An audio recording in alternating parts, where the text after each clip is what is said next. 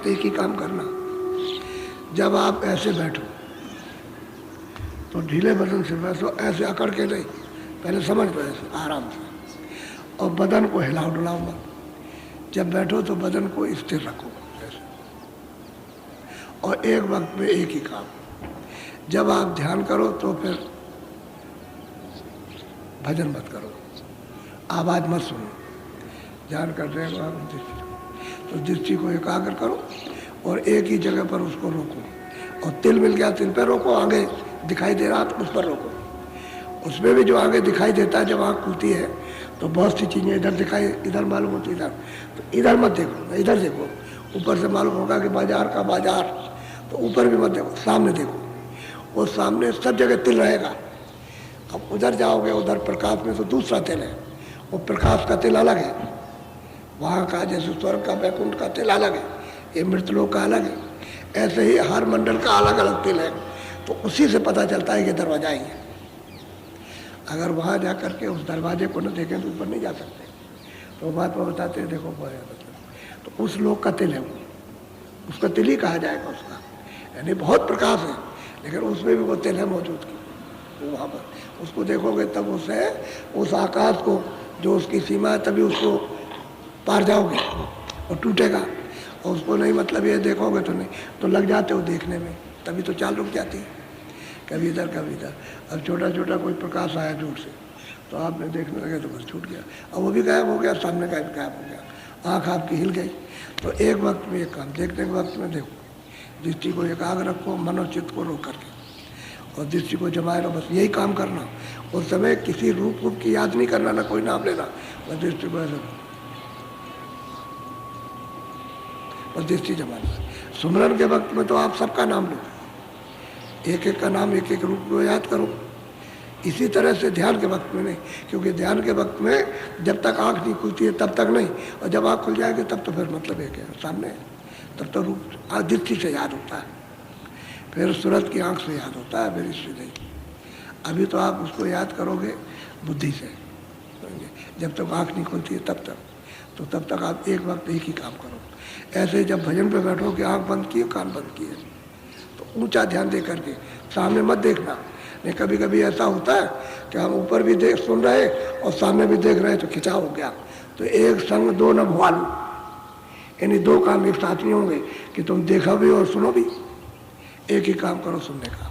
जब सूरज शब्द में जब पकड़ेगी, उसमें होगा, तो वो खुद ही अपने आप देखने लगेगी, तब देखेगी अपने आप।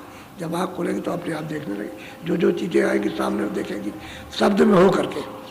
ऐसे नहीं कि आप उधर भी सामने भी देखने लगे, तो न वो पकड़ सकोगे न वो पकड़ सकोगे, न देख ही सकोगे न सुन सकोगे। एक वक्त में एक ही काम। भजन के वक्त में कानों से सुनना खाली, आँख बंद रहेगी, और ध्यान के वक्त में आँख से देखना, कानों से कुछ नहीं, बंद बैठ गया। वैसे ध्यान के वक्त में जब ध्यान होता है और दृष्टि खुलती है तो शब्द तो सुनाई देता ही है, लेकिन ध्यान करो उस वक्त में, और ध्यान करते रहो करते रहो करते रहो, शब्द अपना आता रहेगा, सब सुनाई देता रहता है, शब्द आता रहेगा, ध्यान करो उसको। ऐसे ही भजन के वक्त में, तो जब भजन के वक्त में शब्द में प्रकाश आएगा, शब्द में ही से प्रकाश निकल रहा, उसमें से प्रकाश आएगा। तो जो शब्द में से प्रकाश आता वो, और उसको अगर छोड़ दोगे तो फिर ध्यान टूट जाएगा, फिर मतलब ये भी छूट जाएगा। एक वक्त में एक ही काम। जब गहरा अंदर चाल हो जाती है तब तो दोनों काम एक साथ होते हैं, देखने का भी देखो और सुनने का भी, वो शब्द में वो करके होता है, ऐसे नहीं। तो वही बार बार आपको समझाते हैं।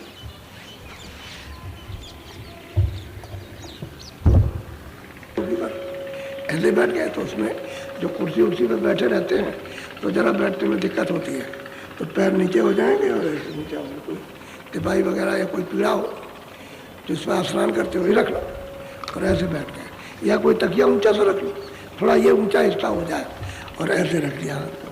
तो ये आसन जो है बिल्कुल अडोल है, इससे बदन हिलेगा डुलेगा नहीं।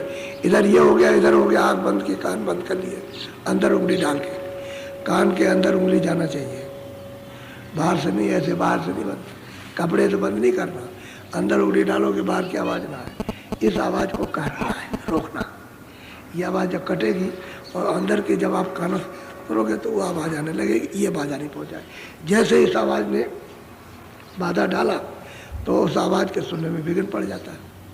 इसलिए इसको रोकना पड़ता है, इसको काटना पड़ता है। तभी लोग बहुत सब मुदरा खोदते थे कि भाई कोई आवाज़ है तो चलो वहीं बैठ जाएंगे और वहीं बैठ कर करेंगे तो आवाज़ें सब बंद, बाहर की सब बंद हो जाएंगी और कोई आवाज़ तो विघ्न बाधा नहीं होगा। अब ये मुद्रा कौन खोदा है? अरे भाई मतलब जैसा मौका पड़े वैसे ही सुविधा कर दी कि भाई ठीक है तुम कानों को ठीक से बंद करो और इधर से ध्यान हटा लो। जब उधर की आवाज़ आने लगे तो फिर ये कितना भी आवाज़ आए आपका कुछ नहीं करती, ऐसे ही बैठे रहो, सुनते रहो, ये आवाज़ सुनाई नहीं देगी। आप कितना भी बोलते चिल्लाते रहो, कुछ नहीं सुनाई देगा। उस आवाज़ की तरफ ध्यान चले गया, सुनाई नहीं देता। इधर का वो आवाज़ आ रही हो 24 घंटे खुल जाएगी ना, घमाघम धमाधम वो बजता रहता है। उतनी आवाज़ होती है, यहाँ उतनी आवाज़ ही नहीं, तो आप क्या सुनोगे? तब फिर बहुत इधर को ध्यान लगा करके सुनोगे तब समझ में आता है। तो वो तो खैर आपका जब बनने लगेगा अभ्यास। अब जिन लोगों का बनने लगा उनको ऐसा ही होता, तो उनको कहते हैं बहरा हो गया। जब वो जोर से कहते हैं अरे भाई जोर से बोलो, तो उसको कहेंगे अरे तू बहरा हो गया, तुझे अब सुनाई नहीं देता। असली बात ये नहीं। अब वो वेद वाली क्यों बात बताए? ऐसे बैठ गए। अब इसमें घंटे भर भी बैठे रहो, कोई तकलीफ नहीं।